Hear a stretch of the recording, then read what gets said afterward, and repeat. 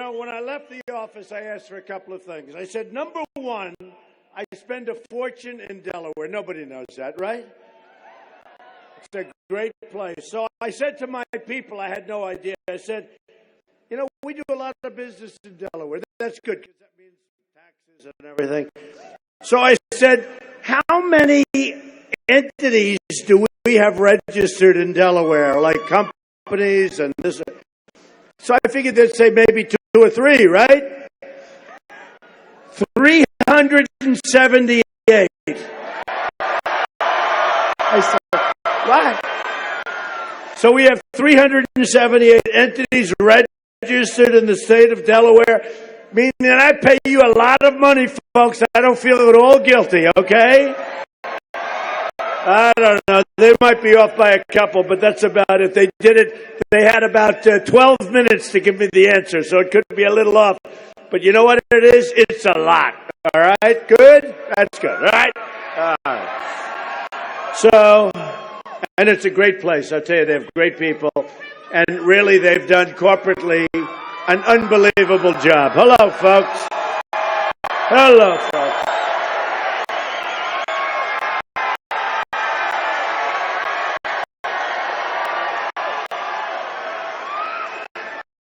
Thank you. Still can't believe 378. Here's the bad news, but we're going to go through this fast because you know why? We're going to fix it, okay? We're going to fix it. We're going to fix it fast. Real median household income in Delaware has declined by more than $10,000. Think of it. Since 2000. No good, right? No good? Well, I'm doing my share. Delaware lost 1/3 of its manufacturing jobs since China entered the World Trade Organization in 2001. This region of the state also lost 1/3 of its manufacturing jobs, same period China. Oh, by the way, Lion Ted Cruz supports Chinese currency cheating. Now think of it.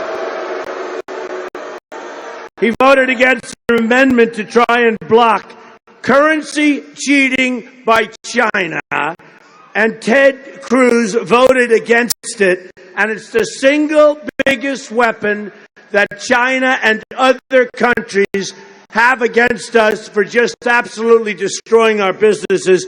And this guy voted against it. It's almost impossible to vote against it if you love our country. But you know what happened? Somebody got to him and said, listen, we want you to vote against it because some company or some country didn't want it. And this is what we have running for office. No more, folks. We're going to end it, okay? Terrible. I actually had to have that one checked. They said, how can you vote against that? Nobody can vote. He voted. Lion Ted Cruz. Delaware was hit very hard by closures of its auto manufacturing plants, right? Yes. Over the years, including Chrysler and GM plants. Cruz and Kasich support the Trans-Pacific Partnership, which will absolutely kill the auto industry in this country. I'm against it. I've been fighting it. And Kasich voted for NAFTA, which has cleaned our clock for years when he was a congressman. So we can't let that stuff happen, folks. And by the way, Trans-Pacific Partnership is worse than NAFTA. It's going to be worse. Good jobs back, and we're going to keep the jobs that we have here. Believe me. Believe me. All right, the number of food stamp recipients in this county has increased 6-fold. That's a lot. Since 2000. Wow. 6,000 food stamp recipients. Now you have 36,000. Come on, fellas. We got to get going here. We'll get it changed. Delaware voters are concerned about the possible intake of Syrian refugees. Is that unbelievable?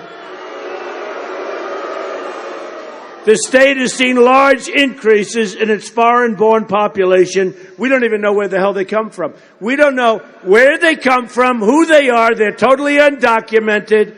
And you've seen a large intake. With the problems that we have, you've seen a large intake.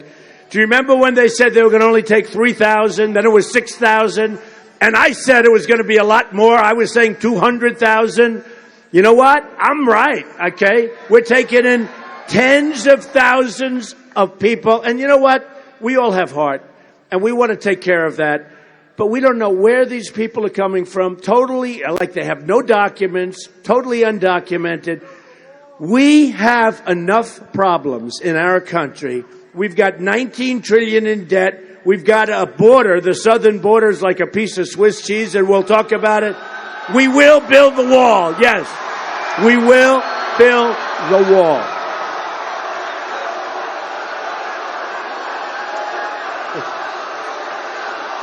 Build the wall. Build the wall. Build the wall. Build the wall. We will.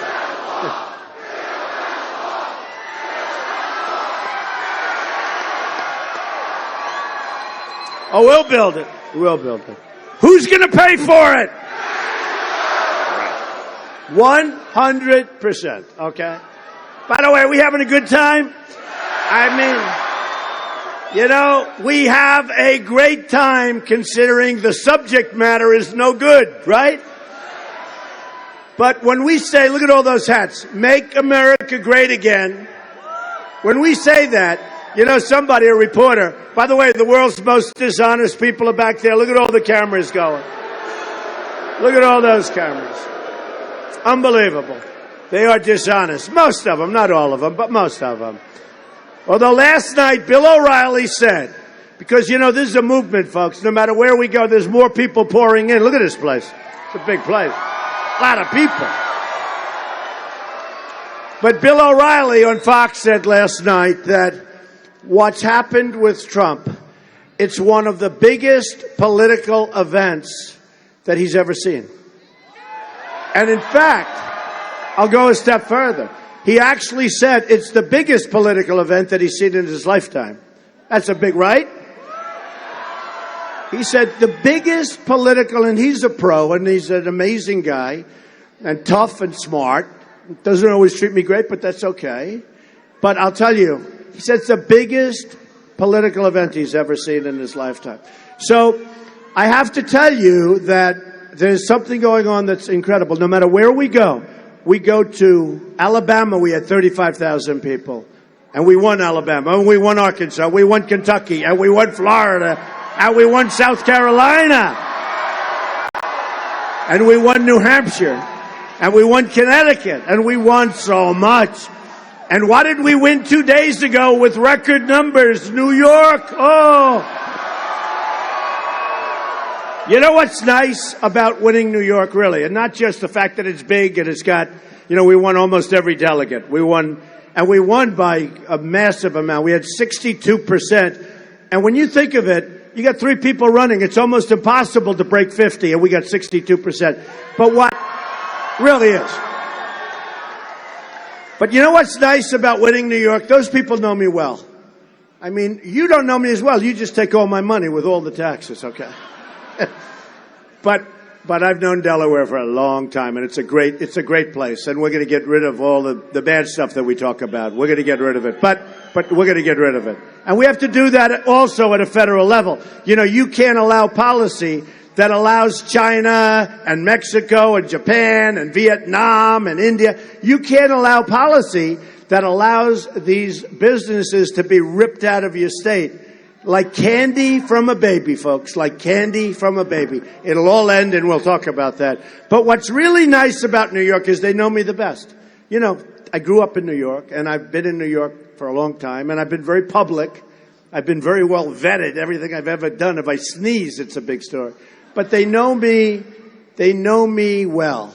And to win by that kind of a margin is, you know, not just the size of New York, but even from another person from another state called me, a friend of mine from another state said, the nicest part, they know you so well in New York, and for you to win by this massive number, a record-setting number, is really a great tribute. And I never thought of it that way. I just wanted to get over 50, right? And we got a lot over 50. So it is. It's a great, and they're great people in New York. And, you know, I went over the state, and I know New York State very well, and you had Syracuse and Rochester and Albany and lots of other places. Poughkeepsie, we went to Long Island, Bethpage, we went all over. We went all over. And Suffolk County, and it's horrible what's going on. You look at, and same here, same everywhere. And it's interesting because I always ask for these things, you know, this stuff. And I ask for it, and I say, you know, the statisticians, they get it out of the books, they get it out of government books. And I say, give me the information. So I've done many speeches in many places over the last, you know, couple of months. And it's like always the same. The manufacturing jobs are being stolen. Our jobs are being taken. We're losing at every front. There's nothing good. Our country doesn't win anymore. You just look, and it's the same thing, whether it's Delaware or whether it's Syracuse, New York, or whether it's Albany. We had 21,000 people at Albany show up. Incredible people in an arena, a great arena. But we had 21,000 people. We had thousands and thousands of people show up at every stop.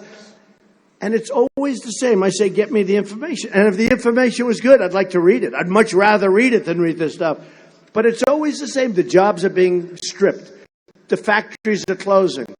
And you ride through some of these communities, and you just go from the airport to like a venue like this, and you see all of the closures. You see it. You could see it was a thriving place 20 years ago, 10 years ago, 30 years ago. And now it's just been stripped. It's been stripped. And we're not going to let it happen anymore, folks, okay? We're not going to be the dummies. We're not going to be the dummies. Tell you, it's terrible.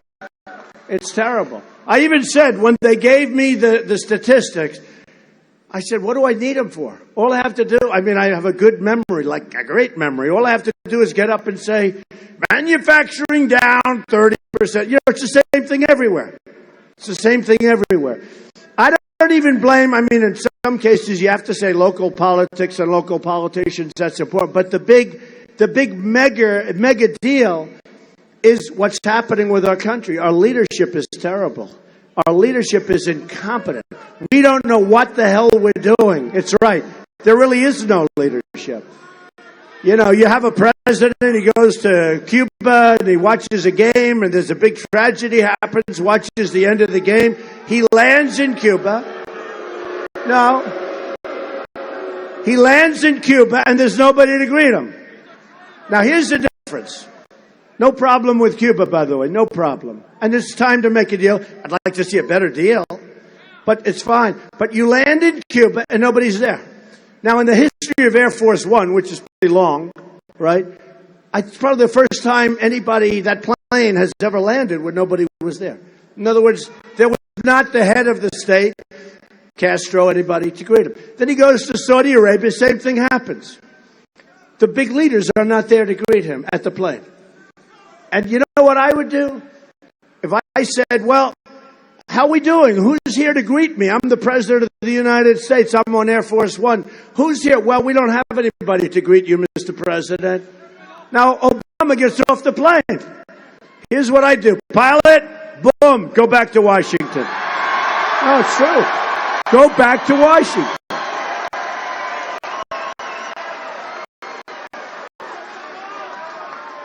And I love the Cuban people, and I love the Saudis. Go ahead. Go ahead. What the hell? What? Let's have some fun. It's Friday. Let's have some fun.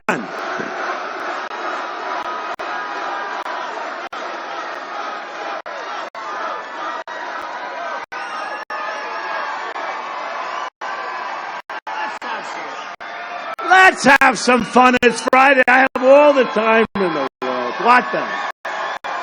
Great people. Great people in this country. We're going to have Apple, and we're going to have companies. You watch. They're going to start making their products in our country, folks. You watch. You watch. Just watch. I know how to fix the system. You know, you have these guys, they talk about free trade. Look what free trade has done to our country. No matter where I go. No matter where I go, look at what's happened with free trade. And I'm a free trader. I believe in free trade. But I don't believe in being stupid. I don't believe in these deals. They're so bad. We have to make great deals. We have a lot of time. You know, I tell this story a couple of times. He's so honored by it, actually. I wish he didn't hear it. But a friend of mine is dying. He's dying. He's very sick. He's the toughest guy, and he's always been like the toughest guy, successful. He made himself successful. He just grabbed whatever the hell, he just made himself. And he's a good person, but really a tough person. And I've always liked him. And a champ, a winner. And he got sick. He's very sick. And he was supposed to be dead a year ago. And he's just got good genetics or something. The doctors can't, I even speak to the doctors. How's he doing? They say, we can't believe it. He's alive a year longer than he's supposed to be. And I call him like every couple of days. And I say, how you doing? I'm all right. I said, you're all right. And in a way, it reminds me of our country. Because our country has been so abused for so long by incompetent politicians, by horrible deals. By horrible deals. I mean, we have potentially the greatest military in the world, but it's being decimated with cuts and problems. We don't take care of our vets. We lose on every single front. And then we make trade deals where it's hard to believe. Friends of mine say, how could it be possible to make a deal like that? They must be really stupid, Donald. I say, no, they're not stupid. They get major, major campaign contributions. So they make bad deals because they're paid off with PAC money and campaign contributions. That's what it is. So, you know, I mean, it's sad. But it reminds me of my friend. For this country, it keeps going. The debt keeps getting larger. Now we're up to $19 billion. They signed a horrible budget deal 3 months ago, the omnibus budget, which, by the way, funds the Syrians. It's not going to be pretty. It'll be like no other. And we better get going fast. Okay? We better get going fast. Thank you. And we love our country. We want to see it be good. You know, the thing we all have in common is we love our country, right?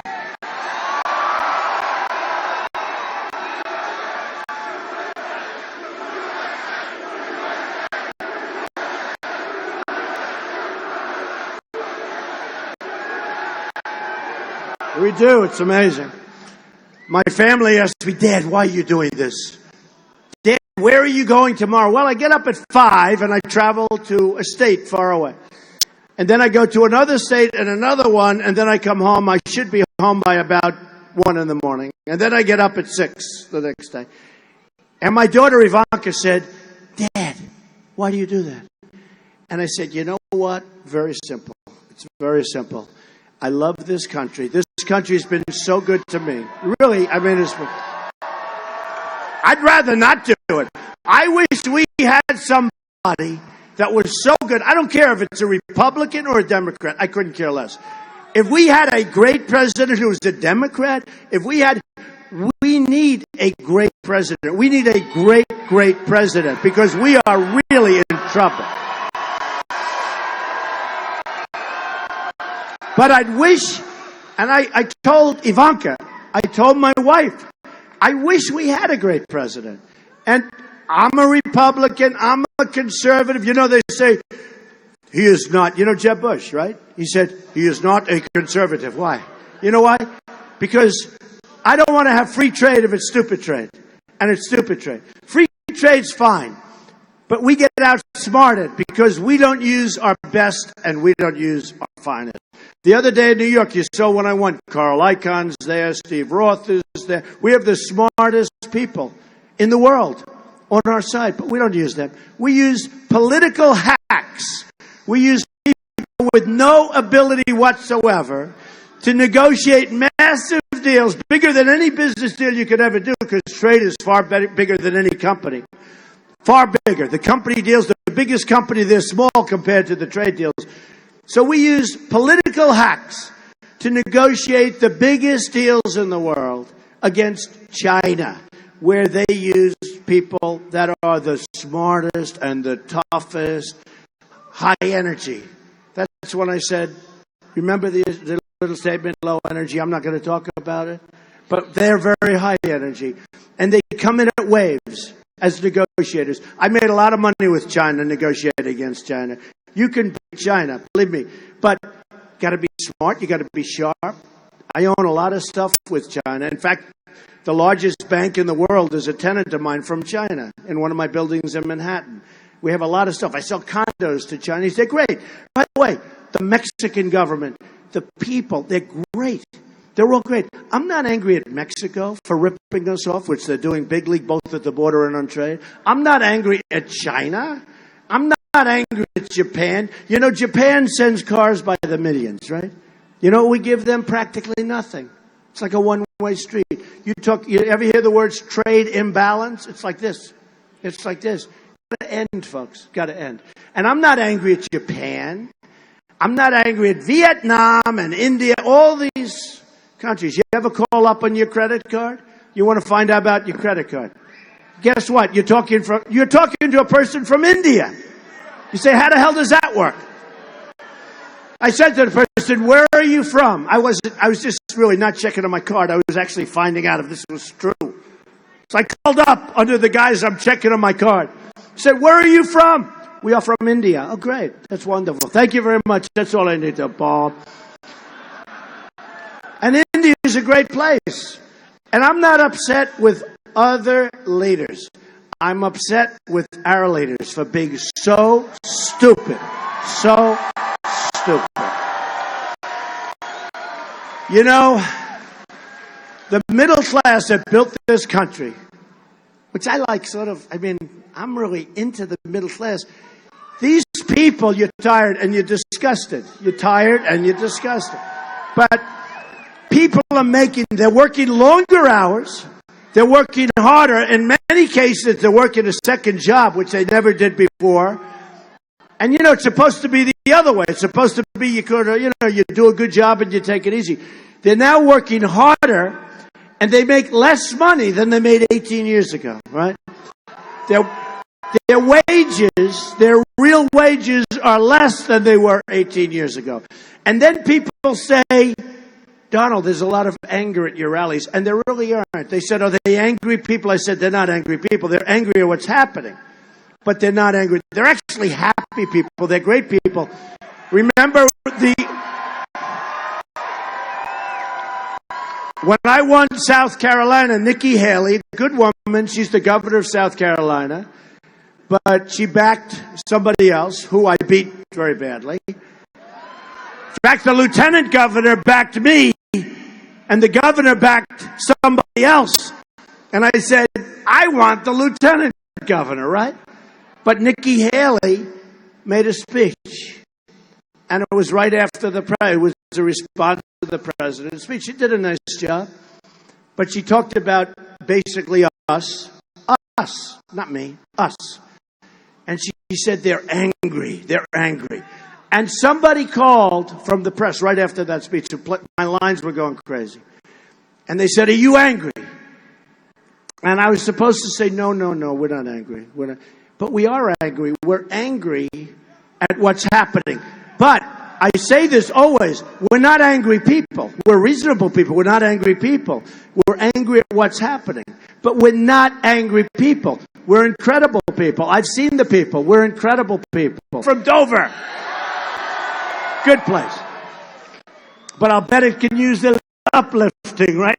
Right? I know. No, we don't spend over here. But you know what we spend on? We spend defending other countries. So everyone says, oh, they're military, great. Well, but we're not spending the money.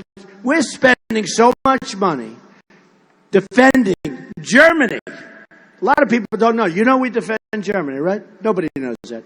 We defend Japan. We defend South Korea. So we're right next to the madman. Got a madman over there. No dummy. Anybody that can take over from his fathers with all those killer generals and killer soldiers, no dummy, folks. No dummy. But I think he's a little bit off. His uncle found that out, right? Didn't his uncle find that out? His uncle was cut up into about 40 pieces because he raised his voice. So look, so we're defending South Korea. Now, South Korea is great. I have buildings in South Korea. South Korea is great. The problem is it's a behemoth. It's an economic behemoth. When I want a television set, I order thousands of television sets a year for different projects, right? When I want a television set, comes from South Korea. Sony comes from Japan. But from South Korea, you have LG, you have Samsung, you have all these. We don't make televisions anymore. Somebody, this guy George Will, oh, he's so stupid. Oh, he said, why doesn't somebody say that we do have a television company in this country? Yeah. It's a company that you never heard of, little company, it assembles some parts. And the parts come from South Korea. These people are so bad, the pundits. Remember they used to say, Donald Trump won't run. Don't worry about it. He will not run. And then I ran. They said, whoa, he ran. Oh. Then they said, he will not file Form A. Form A is where you sign your life away. And I filed Form A. Then they said, oh, this is getting ridiculous. He won't file his financials. What he'll do is he'll take advantage of, you're allowed to push it off forever. So you have 30 days, but you get 45-day extensions as long as you want. So I said, I want to have my financials filed in the 30-day period. And they're the biggest financials ever filed in the history of the federal elections, right? Biggest, but the biggest. Almost 100 pages. And here's what happens. So I tell my accountants from Washington and my lawyers, all these expensive people, I spend a fortune on this stuff. It's ridiculous. It's so complicated. The tax structure. By the way, my taxes, way down, on policy. We put in a lower than anybody else by far for the middle class and for business, incredible. Total simplification. You don't have to use H&R Block anymore. Great for business, great for the middle class, great for everybody. Lower taxes. Lower taxes. We're the highest taxed nation in the world. So anyway, I filed my papers and don't know what I own. And they try and pretend like they do, but they don't. So a friend of mine, very smart, one of the big business people, he goes, Donald, you announced you're running. Now I know you're rich because you have to file. So what happens is I built a company that's phenomenal. I built some of the greatest assets in the world. I borrowed, think of it, I borrowed $1 million not so long ago. I borrowed $1 million and now it's worth over $10 million. Some of the great assets of the world, some of the great Doral in Miami, Turnberry in Scotland, office buildings all over the place. Okay. And very little debt, tremendous cash flow. One of the great companies. But here's the story, folks. Here's the story. I don't say that braggingly. I say it because that's the kind of thinking our country needs, at least until we get things straightened out. We need it. We need it. Boy, we need it. We have people that don't have a clue. A guy like Obama, he never employed one person in his life. Think of it. He never employed a person. Think of it. Radical Islamic terrorism. He refuses to mention the words, right? You see what's happening? He sees Paris. He doesn't want to acknowledge it. He sees what happened with the 14 people killed, many people injured in California. He doesn't want to acknowledge it. He'll never acknowledge it. There's something going on there that's very strange. He'll never, ever acknowledge it. Why can't he say radical Islamic terrorism? Because unless you're going to talk about it, you're not going to solve the damn problem, folks. You're not going to solve it.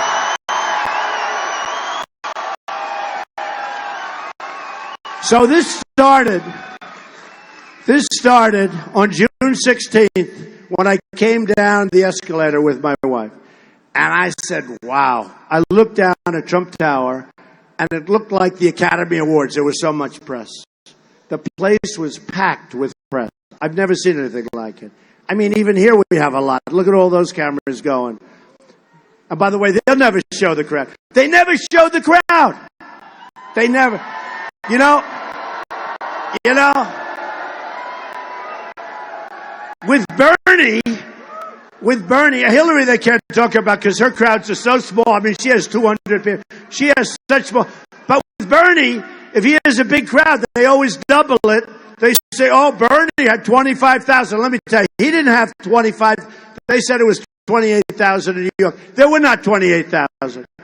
And they showed big things. With me, they never do it. I was in Alabama. We had 35,000 people or more. And they go, you don't even see it. They keep the cameras on me. And I go home and I say to my wife, did you see that crowd? No. It sounded big, but they never show it. The only thing I like about the phony protesters, and most of them are phony, most of them are just put there, but the only thing I like, as soon as somebody raises their hand, usually with a very weak voice, and they start shouting, the cameras follow them because you see that's a bad thing. And then everyone sees how big the crowds are. Look at this crowd today. I mean on a Friday afternoon. Okay? But with Bernie, and Bernie, by the way, is out, and I'm sort of happy because I really want to run against crooked Hillary, right? Don't we want to run against crooked Hillary? I say, wouldn't it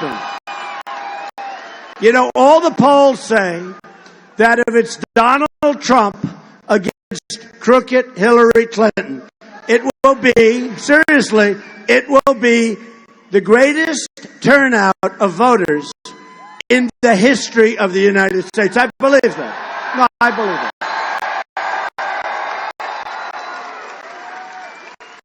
I mean, think of this. Trump against Clinton. How about this? Lying Ted Cruz. No good. Doesn't work. First of all, she would beat him so badly, he'd lose so many states where he has no chance. Look at what happened to him this weekend. Look at what happened to him. Florida was a tremendous win, and I wasn't expected to win for it. Just to show you the system. You know, the system's all rigged. That's why we have to win big. That's why on Tuesday, everybody has to go out and vote. We have to win big. Because the system is rigged. So the only thing, you know, the fighters have a great expression. When they go in, you got a champ, and he goes into a big territory, but it's unfriendly. You know, it's the home of the other fighter, right? And the good ones, they always say, no, I'm not worried. Because if I knock him out, there's nothing the judges can do, right? Well, what we have to do is knock him out with volume of votes.